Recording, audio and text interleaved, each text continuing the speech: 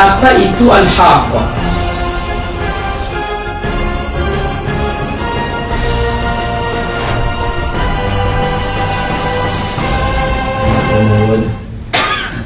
Asyhadu an la ilaha illallah wahdahu la syarika lah wa asyhadu anna Muhammadan abduhu wa rasuluh.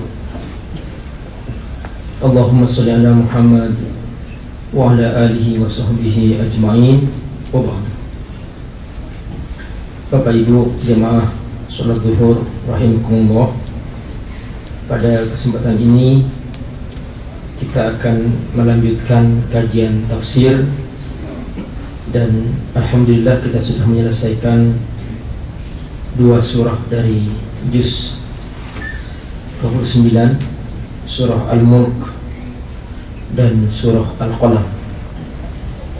Pada hari ini kita akan membahas kandungan surah Al-Haqqah. Mohon disimak, saya akan membacakan beberapa ayat dari surah Al-Haqqah. Semoga Allah Subhanahu wa ta'ala memberikan rahmatnya kepada kita. A'udzu billahi minasyaitonir rajim. Bismillahirrahmanirrahim. Al-haqqatu mal-haqqah. Wa ma adraka mal-haqqah. Kadzabat Thamud wa 'adun bil qari'ah. Fa amma Thamud fa uhliku bit taghiyah. Wa amma 'adun fa uhliku bi rihin sarsarin 'atiyah. سخرها عليهم 7 ليال و8 أيام حسوما فترى القوم فيها صرعى كأنهم أعجاز نخل خاوية فهل ترى لهم من باقية وجاء فرعون ومن قبله والمؤتفكات بالخاطئة فعصوا رسول ربهم فأخذهم أخذة رابية إنا لما طغى الماء حملناكم في الجارية لنجعلها لكم تذكرة وتعيها أذن واعية. Astagfirullahaladzim. Al-Haqqah. Surah ini diberi nama surah Al-Haqqah karena di pembukaannya Allah Subhanahu wa ta'ala menegaskan tentang hakikat Al-Haqqah, yaitu peristiwa yang dahsyat dan pasti terjadi. Itulah hari hancurnya alam semesta dan dibangkitkannya manusia kembali setelah mati. Dalam bahasa Arab disebut kiamat, al-qiyamah. Al-Haqqah diambil dari kata haqqa yahiqqu, artinya as-sa'ah as-sabitatul maji, yaitu saat yang pasti datang. Al-wajibatul wuqu', yang wajib terjadi. Wahiyal qiyamah, yaitu hari kiamat.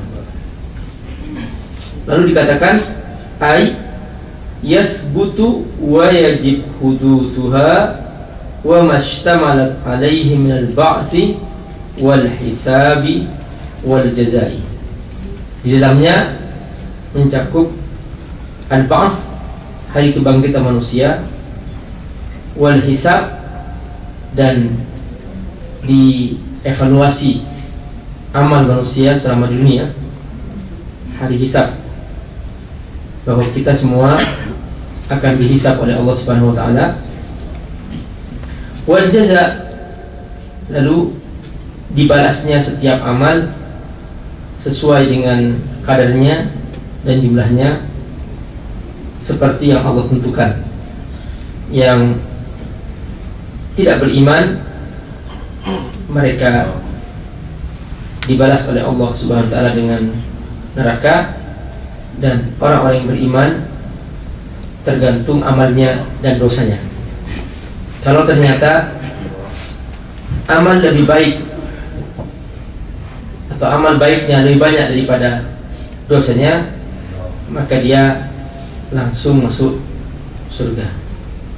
Tapi kalau amal buruknya lebih banyak daripada amal baiknya, maka dia mampir dulu di neraka, dicuci dulu sesuai dengan kadar dosanya, lalu diangkat lagi oleh Allah Subhanahu wa taala sebagaimana yang telah ditentukan. Inilah makna ayat fa amma man thaqulat mawazinuhu fahuwa fi 'ishatir radiyah. Thaqulat artinya amal baiknya lebih banyak. Wa amma man khaffat mawazinuhu fa ummuhu hawiyah. Khaffat artinya amal baiknya lebih sedikit. Oleh karena itu, perjuangan kita sekarang bagaimana supaya jangan sampai dosa-dosa yang kita miliki melampaui amal baik kita. Jadi kita berjuang, kita bersungguh-sungguh, kita mengisi waktu kita untuk membuat persiapan-persiapan supaya amal baik kita lebih banyak. Dan karena Allah Maha Sayang, Allah sediakan kepada kita kesempatan-kesempatan untuk melipat gandakan pahala. Seperti bulan Ramadan. Di bulan ini Allah Subhanahu wa taala menyediakan pahala yang banyak. Maka pada saat itu kita harus maksimal mengisi detik demi detik, jam demi jam, untuk kita melipat gandakan amal baik kita. Nah, kalau di Ramadan saja kita lalai, kita tidak punya kesempatan lebih banyak lagi untuk bisa melipat gandakan pahala. Ada kesempatan lain lagi, yaitu dengan mencari tempat yang lebih menjamin lipat ganda pahala, seperti di Mekah, di Madinah, sebagainya. Maka kita datang ke sana, di sana Allah SWT akan melipat gandakan pahala. Ada juga waktu tertentu Allah menyediakan kesempatan kepada kita untuk melipat gandakan pahala, yaitu 10 pertama bulan Zulhijjah. Kata Rasulullah, ma min ayyamil amalis soleh afdal min hadil ayyam. Tidak ada hari untuk beramal soleh lebih baik dan lebih utama daripada 10 hari ini, yaitu 10 pertama bulan Dzulhijjah, dan seterusnya. Begitulah kita sebagai hamba Allah, kita harus bersungguh-sungguh mempersiapkan diri menuju alam akhirat. Inilah yang kita kenal dengan Al-Haqqah. Ayat pertama dan ayat kedua serta ayat ketiga ini merupakan pembukaan dari surah Al-Haqqah, di mana Allah Subhanahu wa taala memastikan bahwa kiamat pasti terjadi.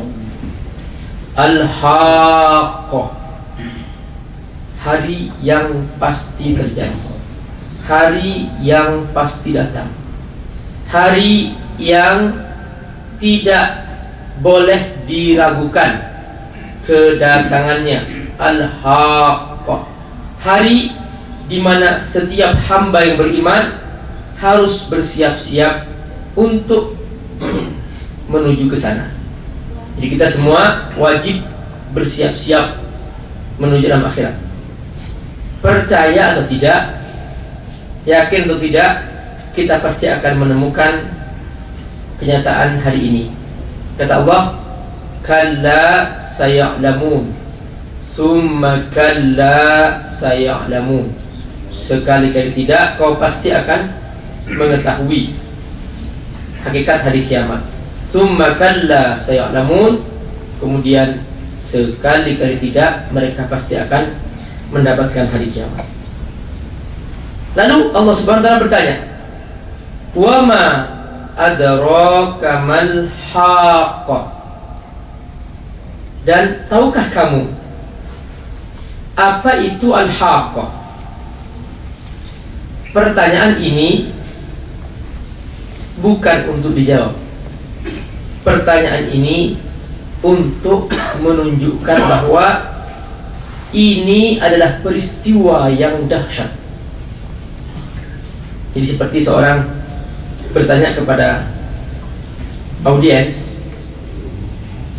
tahukah Bapak gelas apakah ini? Nah, kalau itu gelas biasa, dia tidak akan bertanya. Tapi ketika dia ingin menjelaskan bahwa gelas ini adalah gelas yang penting dan gelas yang terbuat dari sesuatu yang luar biasa, maka dia bertanya, tahukah Bapak gelas apakah ini? Itu maknanya.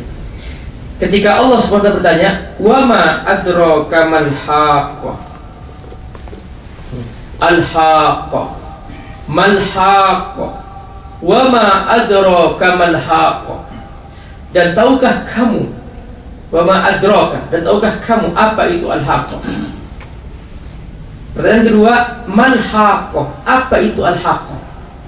Ini juga pertanyaan berulang-ulang untuk menunjukkan bahwa ini adalah peristiwa yang luar biasa, peristiwa yang sangat agung, peristiwa yang jangan dianggap sepele.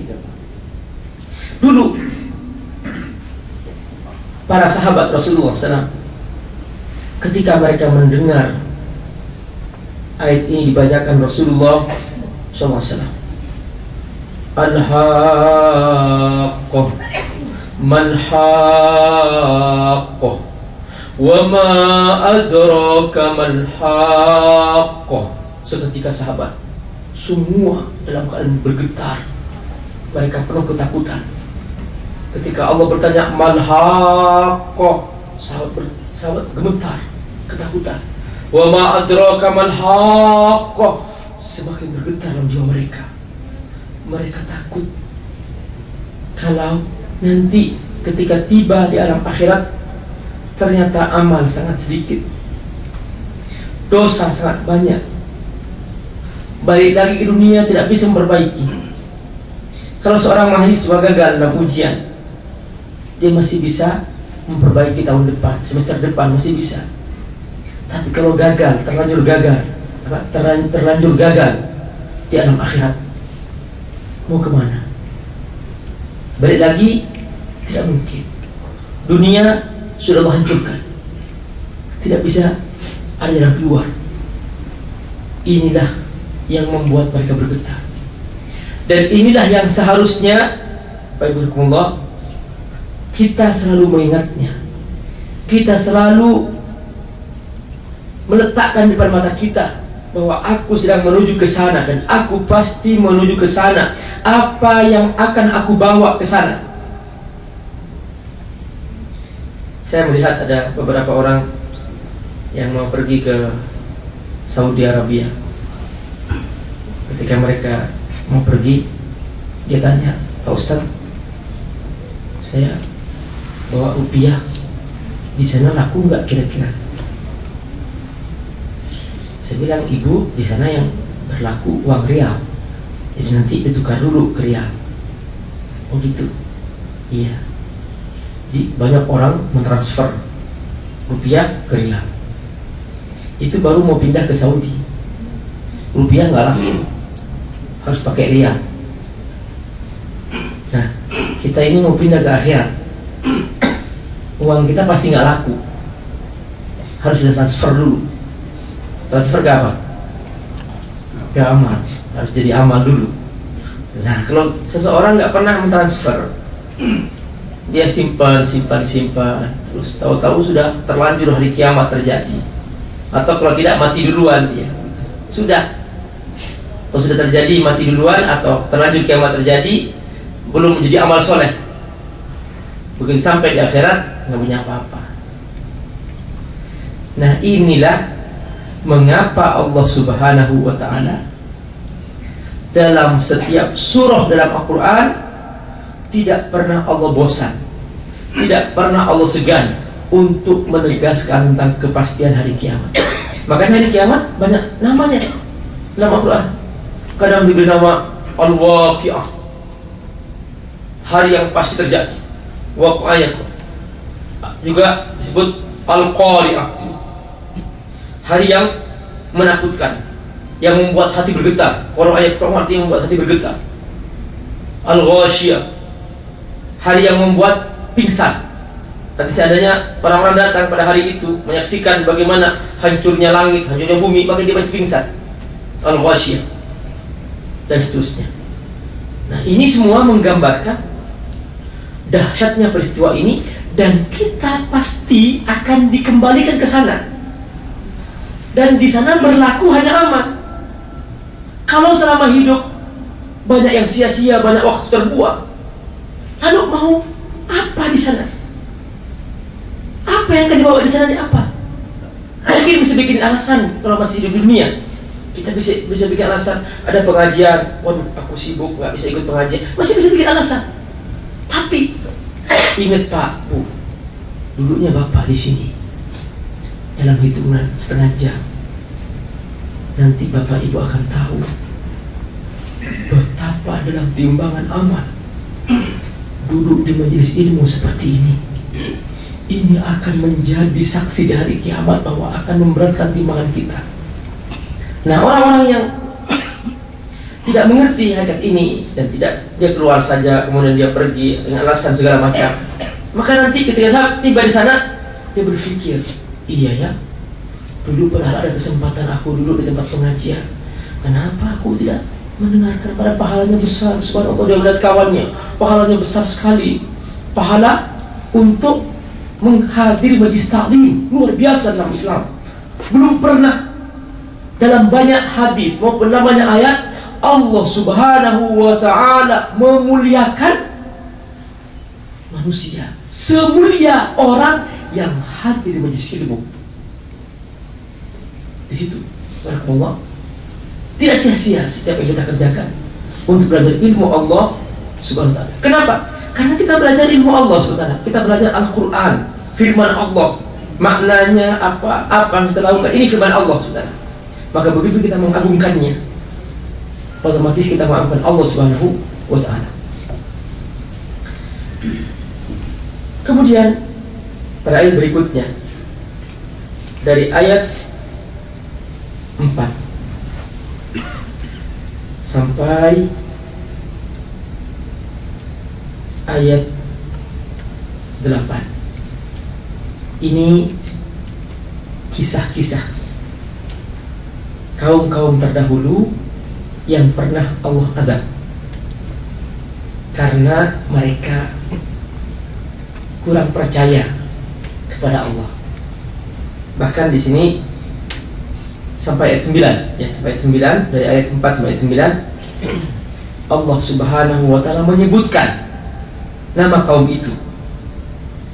Dan nama-nama kaum ini populer sekali dalam Al-Quran, dan hampir setiap surah atau dalam kesempatan banyak dalam Al-Quran Allah Subhanahu wa ta'ala Setiap mengkisahkan tentang umat terdahulu yang pernah Allah azab, Allah menyebutkan tentang kaum ini, yaitu kaum Samud, kaum Ad, kaum Fir'aun, dan kaum Lut. Mari kita simak bagaimana Allah Subhanahu wa ta'ala menggambarkan hancurnya mereka. Kata Allah, kadzabat Samud wa 'adum bil qari'ah. Kadzabat, telah mendustakan. Samud, kaum Samud. Wa 'ad, dan kaum Ad. Bil qari'ah, dengan hari kiamat. Jadi mereka tidak percaya akan datangnya hari kiamat. Bapak Ibu Allah, artinya percaya itu Pak Bu rahmatullah, pertama dia yakin bahwa kiamat pasti datang. Yang kedua, dia bersiap-siap untuk pindah ke sana. Ini namanya percaya. Makanya Imam Ibnu Katsir membagi dua orang yang tidak percaya. Pertama, orang yang tidak percaya sama sekali akan adanya hari kiamat. Ini disebut dengan ingkarun i'tiqadi. Dia tidak percaya secara akidah. Orang seperti ini digolongkan oleh Ibnu Katsir fahuwa kafir. Dia kafir. Orang yang kedua adalah, kata Ibnu Katsir, adalah dia percaya hari kiamat, tapi dia tidak bersiap-siap untuknya. Dia lalai, dia buang-buang waktu, bukan untuk bersiap-siap hari kiamat. Seluruh waktunya habis untuk kesia-siaan, untuk sesuatu yang tidak untuk hari kiamat, untuk bersiap-siap di sana. Kata Ibnu Katsir, fahada ingkarun amali. Orang yang kedua ini mengingkari secara perbuatan, ingkarun amali. Nah, barakallah, ingat, inilah yang dimaksud dengan mengingkari. Jadi mengingkari secara akidah dan mengingkari secara perbuatan. Kata Allah Subhanahu dalam ayat ini, kadzabat Samud, telah mendustakan kaum Samud dan kaum Ad bil qari'ah, tentang hari kiamat. Kaum Samud adalah kaumnya Nabi Saleh. Nabi Saleh diutus ke kaum Samud untuk menyampaikan ajaran Allah SWT. Namun kaum Samud tidak mau menerima ajaran Nabi Saleh. Nah, adapun kaum Ad adalah kaumnya Nabi Hud. Kaumnya Nabi Hud. Nabi Hud juga diingkari oleh kaumnya ketika menyampaikan dengan Allah Subhanahu wa taala. Lalu Allah menjelaskan apa yang mereka alami ketika Allah Subhanahu wa taala menyaksikan mereka tidak beriman kepada risalah yang dibawa oleh nabi mereka. Fa'amma Samud, adapun kaum Samud, fa'uhliku, maka mereka dihancurkan. Fa'uhliku dari kata anharak, artinya dihancurkan.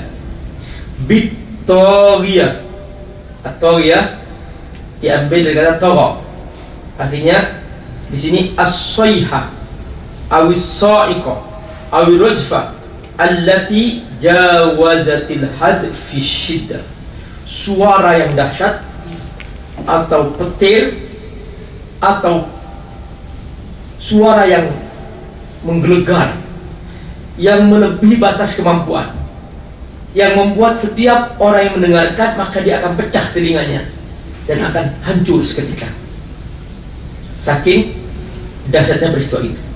Kata Allah, fa'amma Samud fa'uhliku bitawiyah, kaum Samud dihancurkan dengan suara yang kencang yang membuat mereka mati. Nah, dari sini kita belajar, Pak, bahwa adab Allah itu bukan hanya banjir. Ya, sekarang ini lagi musim iklan perumahan, terbukti bebas banjir di mana-mana. Bisa nggak terbukti bebas suara? Nggak bisa. Seharusnya iklannya itu terbukti bebas dosa, itu bagus. Itu lebih berkah. Dijadikan perumahan itu bebas dosa. Nah, insya Allah Allah berkahi dan Allah lindungi. Nah, ternyata adab itu bukan hanya air, bukan hanya banjir, tapi juga suara. Suara yang kencang dan dahsyat membuat mereka hancur. Ini dijelaskan oleh Allah dalam surah Hud ayat 67. Allah berfirman, wa akhadhal ladzina zalamu as-sayhah. Dan Allah Subhanahu wa taala menghancurkan atau mengadab kaum Ad tadi itu, ya, kaum Samud itu yang mereka zalim, as-sayhah, dengan suara yang kencang. Dalam surah yang lain, surah Al-A'raf ayat 78 sampai 91, Allah firman, fa akhadhathumur rajfa fa asbahu fi darihim jathimin. Maka mereka dihantam oleh suara yang sangat kencang dan mereka langsung seketika mati, sekalipun mereka di rumah-rumah mereka. Jadi ternyata ada azab yang memusnahkan secara massal, sekalipun rumah-rumah mereka masih ada, tapi penghuninya mati semuanya. Ini azab dengan suara. Jadi rumahnya masih tegak. Di sini kata Allah, fidarihim. Jadi mereka masih dalam rumah mereka, tapi semua jazimi, langsung semuanya musnah, hancur. Begitu salah satu bentuk azab Allah terhadap kaum Samud. Adapun kaum Ad, wa amma adun fa uhliku. Adapun kaum Ad, ini kaumnya Nabi Hud, fa uhliku, mereka dihancurkan birihin sorsorin. Rih artinya angin, dengan angin yang kencang. Jadi di sini Allah Subhanahu wa taala menyebutkan sorsor. Sorsor artinya suara yang keras. Sorsor. Kemudian adiyah. Adiyah artinya syadidatul bard, sangat dingin. Dan ini di tempat yang sangat dingin bersalju, biasanya angin kencang, sangat dahsyat. Dan ini saya pernah mengalami langsung, ya, ketika di New York atau di Washington DC. Di sana ketika terdengar suara angin kencang dengan sangat dingin di luar, dari jendela terdengar menakutkan, dan angin sangat kuat dan sangat dingin. Pakai berapa lapis baju pun juga masih sangat dingin. Nah, itu terjadi kepada kaum Ad bukan sebentar. Sakharaha alaihim, Allah Subhanahu wa ta'ala mengirimkan angin itu atas mereka sab'a layalin, 7 malam, wa thamaniyata ayyamin, dan 8 hari. Allah jelas hitungannya, 7 malam 8 hari, husuma, terus menerus 24 jam tanpa berhenti, tanpa berhenti sama sekali. Husuma, kencang dan dengan suara yang keras, dan juga menerjang dengan kekuatannya, sehingga mereka tidak punya kesempatan untuk bernafas. Selama 7 malam 8 hari mereka dihantam oleh angin yang kencang ini.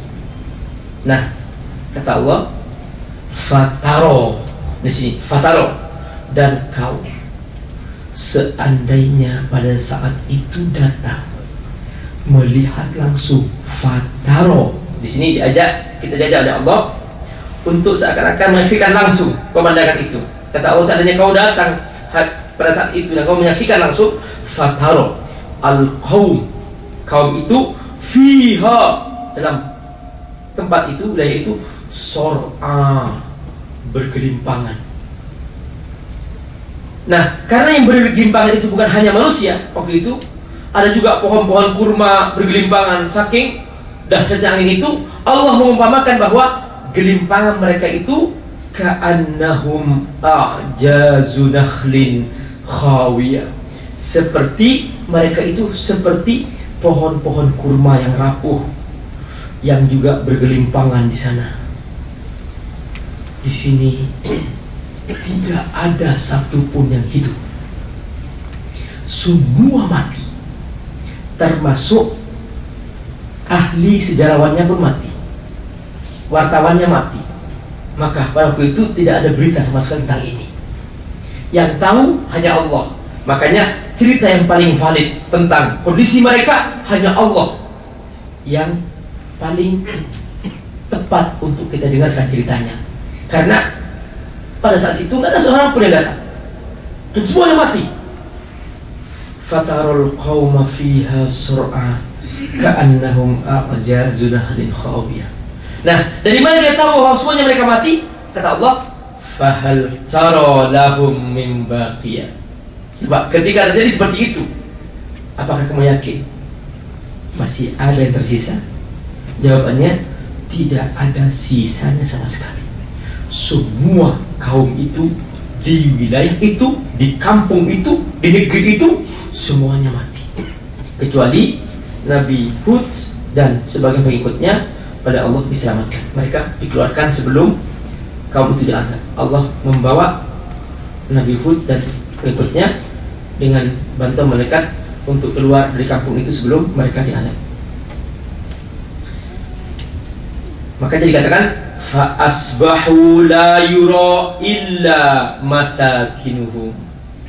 Ketika itu tidak ada satupun yang nampak hidup, kecuali hanya onggokan rumah-rumah yang masih ada yang tersisa. Penghuninya sudah mati semua. Rasulullah SAW pernah menceritakan ini kepada sahabat-sahabatnya. Faqala nusirtu bis-siba wa uhlikat ad bitebur.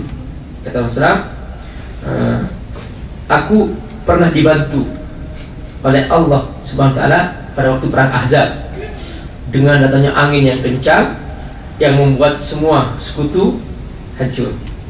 Dan wa uhlikat ad, dan kaum Ad dihancurkan bitdabur. Dabur artinya angin yang sangat dahsyat. Lalu Allah SWT menyebutkan tentang Fir'aun. Wajah Fir'aun, kaum Fir'aun juga sama. Min wa man qablahu, dan juga kaum sebelumnya.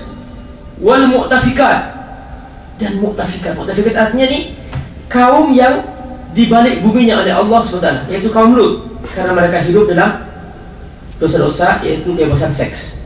Mereka hidup dalam bebas seks, sampai mereka itu jijik melihat perempuan. Dari saking banyaknya perempuan telanjang waktu itu, dan mereka tidak tertarik sama sekali dengan perempuan. Allah cabut selera mereka terhadap perempuan, sehingga mereka akhirnya menikah, laki-laki sama laki-laki, perempuan sama perempuan. Itu masyarakat gay dan masyarakat lesbi sudah ada sejak zaman itu. Nah, Allah sangat murka kepada kaum seperti itu. Maka kemudian Allah balik bumi mereka. Kata Allah, wajah Fir'aun, kaum Fir'aun juga sama. Wa man qablahu, dan kaum sebelumnya. Wal mu'tafikat, termasuk kaum Lut juga, yang Allah hancurkan. Bil khati'ah, mereka telah berbuat dosa. Jadi semua ini Allah perbuat karena dosa-dosa mereka. Jadi persoalan utama karena dosa. Mereka ini tidak takut kepada Allah SWT dan berbuat dosa seenak nafsu mereka tanpa merasa takut kepada Allah SWT. Kata Allah, fa'asaw rasulah rabbihim, mereka berbuat maksiat kepada utusan yang Allah utus kepada mereka. Fa'akhadhahum akhdatar rabiyah, maka aku azab mereka dengan azab yang pedih. Rabi artinya seperti riba. Riba artinya lebih. Atau riba. Rabiyah artinya yang lebih dahsyat. Begitulah Allah menggambarkan tentang adab yang pernah Allah siksa kepada mereka. Nah, di sini Allah tutup ya pada ayat ini dengan kisah Nabi Nuh alaihissalam, yang dimana Allah menghancurkan kaum Nabi Nuh dengan air yang menghanyut semua yang ada di muka bumi, termasuk gunung-gunungnya. Inna lamma taghal ma, sungguhnya kami ketika air itu sudah mulai meluap, meluap, melampaui batas, melampaui gunung yang paling tinggi pada saat itu. Hamalnakum, ingat no, kami telah membawa kamu fil jariyah, dalam perahu, linaj'alaha lakum, untuk kami jadikan bagimu dan orang-orang sudah kamu tadzkirah, peringatan, wa ta'iyaha, dan mengingat atau menghafal, udhunu wa'iyah, telinga yang bisa menerima cerita ini. Di sini bahwa alhamdulillah kita telah mendengar cerita ini, sehingga kita punya telinga bisa mendengarkan dan menerima berita ini. Indah barakallah bahwa Allah Subhanahu wa taala yang mempunyai langit dan bumi menceritakan ini. Jangan dikira bahwa Allah lalai. Semua yang diperbuat manusia ada perhitungannya di sisi Allah Subhanahu wa taala, dan tidak ada pilihan bagi kita kecuali kita harus patuh kepada Allah Subhanahu wa taala. Kepada seorang bos saja yang hanya ngasih gaji berapa, dibanding dengan mata, dibanding dengan jantung, dibanding dengan ginjal, berapa kita harus bayar semua itu. Kepada bos saja banyak manusia patuh dan sangat patuh. Masa kepada Allah yang punya langit dan bumi tidak bersungguh-sungguh patuh? Masa berat? Kalau mendengarkan ucapan bos dengan sungguh-sungguh, tapi kalau mau belajar ilmu Allah merasa berat, ya Allah, jangan sepelekan Allah. Allah Maha Agung, Allah Maha Pencipta, Dialah Rabbul Alamin, Dialah yang punya langit dan bumi. Kita harus bersungguh-sungguh mengagungkannya. Semua kita pasti kembali kepadanya, dan sungguh bahagia orang yang kembali kepada Allah, membawa amal-amal yang Allah banggakan, yang Allah sukai, yang Allah cintai. Dan sungguh celaka manusia ketika kembali menghadap Allah, dia membawa dosa-dosa dan sia-sia hidupnya di muka bumi. Nauzubillah min dzalik. Wassalamualaikum warahmatullahi wabarakatuh. Kita tutup dengan majlis. Subhanakallahumma wa bihamdika, asyhadu an la ilaha illa anta, astaghfiruka wa atubu ilaik.